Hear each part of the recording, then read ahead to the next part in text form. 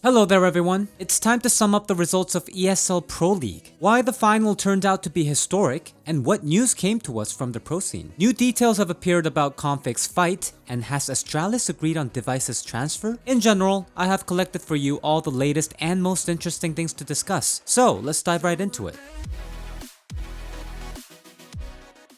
The Jackson portal continues to provide us with more details of Konfig's fight, and now they have found a witness who told us everything in detail. It turns out he got into a fight with a nightclub promoter. It all happened at a nightclub outside the nightclub Flow, based in St. Julian's rowdy party district, Paceville. According to the information, the promoter spat in Konfig's face, kicked him, and fled to the club building when security came. After a couple of minutes, he decided to come out of the building again, and that's when they had a physical fight with Konfig. The incident witness says that they fell to the ground in a fierce slaughter, and soon Konfig screamed that his leg was broken. Then the police arrived, his friends also showed up, so that's how it all ended. As the Jackson portal says, because of this messy fight, Astralis plans to kick Konfig from the team. What do you think about that incident? It is not yet known what happened there in detail, but when someone spits in your face, that someone has to face the consequences. Amid these events, details about Device have been updated also. The same portal, Jackson, says that the teams have agreed on the transfer of Nikolai for 600,000 euros. What do you think? Is it a reasonable price for a player who spent a year as an inactive player? And I wonder if he will come to the place of Farlig, or will he take Konfig's place at last? If those rumors about his future kick because of the fight are true, of course. What do you think, friends? In the meantime, while Astralis are dealing with their players, the other Danish organization is doing just fine. Heroic signed a new contract with Cadian and Staven for 2 years. So these guys are definitely staying there for a long time. I can't say the same about Electronic and Perfecto. Here, Richard Lewis posted out a huge article about how esports has changed after the war began. He wrote about how different organizations dismissed Russian workers only based on their nationality, about how they were not paid their salaries because of sanctions, but at the same time, that same workers were demanded to do their jobs. He then continued by saying that many Russian esports famous people had to leave the sphere, even if they did not support the current government politics, due to them being still under huge pressure and feeling hatred targeted at them. In general, it is a huge article, and its main idea is about how each coin has two sides. But the most important thing is that according to his information, Electronic and Perfecto have not yet moved from Russia. They were supposed to do it during this summer. The plan was to move to Serbia, but for some reason, the immigration was postponed. According to his sources, the players continue to work as usual, although this completely goes against what Navi's CEO has said. I don't know what conclusion to draw from this, but judging by the recent unsuccessful results, if Navi fails in the major, then they are most likely going through some reshuffles. Do you think this will happen? Or do many analysts spread panic among the fans for nothing? And now let's talk about the final of the ESL PRo League. It turned out to be incredible. A great match in the best of 5 format gave us a lot of emotions. Liquid made a cool comeback on Mirage, then Vitality did the same on Overpass. In the end, everything was decided on Vertigo, where apparently Liquid already lacked strength and concentration during such a long match. His chances ever so slightly,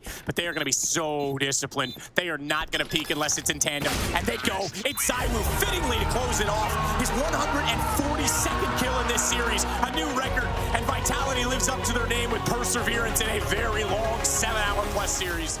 Vitality wins with a score of 3-2, and this final will be remembered separately by several records. Firstly, Zaiwu updated the world record set by Caldera back in 2017. In the Bow 5 final, Zaiwu was able to make 143 frags against 130 frags from the Brazilian player. The last record was relevant for 5 years. I can't even imagine how long this one will last. The map that greatly influenced the total number of frags was Mirage, where overtime was added 3 times and Zaiwu was able to make 51 frags in total. A real savage. It seems to me that the battle for the top 1 HLTV of 2022 is gaining momentum again. Naturally, Zaiwu got his MVP medal, the 13th in his career. The French player is getting to the major in an incredible form. Another interesting thing is that it turns out to be the first LAN victory from 2019 for the trio from Astralis. Also, Apex is the only player in history who wins tournaments every year, from the very beginning of CSGO. and Dupree became the first player to earn more than $2 million as prize money. In general, the final turned out to be historical according to all the canons. Friends, it was a very long and crazy tournament, but no rest is planned. We will continue to watch the RMR. That means I'm not saying goodbye for a long time. See you very soon.